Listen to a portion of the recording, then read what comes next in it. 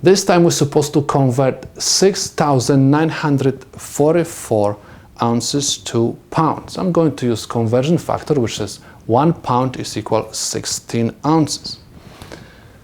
I have 6,944 ounces times my conversion factor. Because I want to eliminate ounces, I have to make sure that I'm going to have ounces in the denominator. 16 ounces is equal 1 pound.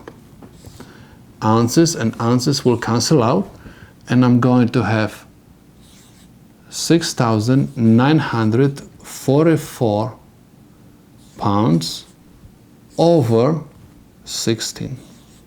If you are going to use the calculator and divide 6,944 by 16, you will get the answer 434 pounds. And this is the solution to my problem. This time we're supposed to convert 19.56 pounds to newtons. I'm going to use conversion factor, which says 1 pound is equal 4.448 thousandths of Newton. I have 19.56